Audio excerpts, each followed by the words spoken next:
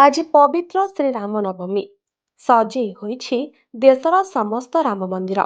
ସବୁଠି ଶୁଭୁଛି ରାମ ନାମ। ପ୍ରଭୁଙ୍କ ଦର୍ଶନ ପାଇଁ ରାମ ମନ୍ଦିରରେ ଲାଗିଛି ଭକ୍ତଙ୍କ ଭିଡ଼।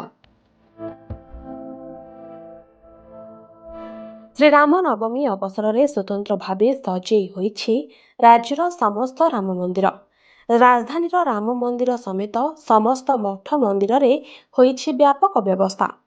ପ୍ରଭୁ ଶ୍ରୀରାମଚନ୍ଦ୍ରଙ୍କ ଅବକାଶ ନୀତି, ମହାସ୍ନାନ, ସକାଳ ଧୂପ ଓ ବେଶ ହୋଇଛି। ଶ୍ରୀରାମଚରିତ ମାନସ ନବାଙ୍ଗ ପରାୟଣରେ ପୂର୍ଣ୍ଣାହୁତି ହେବା ପରେ ହୋମ ଯଜ୍ଞ କରାଯିବ। ମଧ୍ୟାହ୍ନ ପରେ ଶ୍ରୀରାମଙ୍କ ଜୟନ୍ତୀ ଆଳତୀ ହେବ। ପରେ ସନ୍ଧ୍ୟା ଆଳତୀ କରାଯାଇ ରାତିରେ ଭୋଗ ଆଳତୀ ଅନୁଷ୍ଠିତ ହେବ। ଏହି ଅବସରରେ ଠାକୁରଙ୍କ ପାଖରେ ପାଞ୍ଚ ମେଳା ଓ ଫଳ ଲାଗି ହେବ। ଭକ୍ତଙ୍କ ଭିଡ଼କୁ ଦୃଷ୍ଟିରେ ରଖି ବ୍ୟାରିକେଡ୍ ବ୍ୟବସ୍ଥା ମଧ୍ୟ ସବୁଆଡ଼େ କରାଯାଇଛି।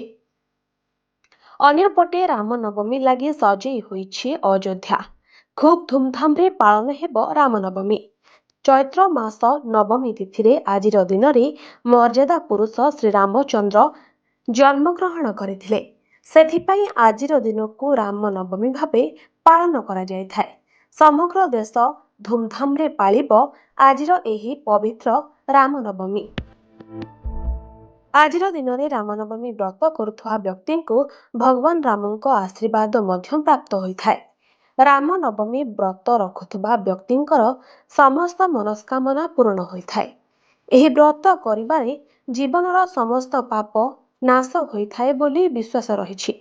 ଏହି ବ୍ୟକ୍ତିଙ୍କୁ ଭଗବାନ ବିଷ୍ଣୁଙ୍କ ଆଶୀର୍ବାଦ ପ୍ରାପ୍ତ ହୋଇଥାଏ।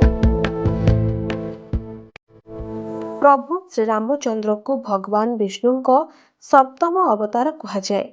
ଭକ୍ତି, ଉପାସକ, ତପସ୍ୟା, ସତ୍ୟ, ବଳିଦାନ, ପ୍ରେମ ଏବଂ କର୍ତ୍ତବ୍ୟର ଏକ ଜୀବନ୍ତ ଉଦାହରଣ ହେଉଛି ଶ୍ରୀରାମ।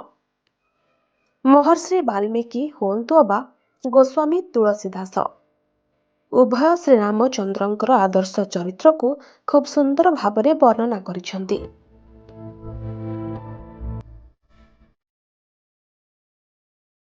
ବ୍ୟୁରୋ ରିପୋର୍ଟ, ସୂଚନା ଟିଭି 24x7।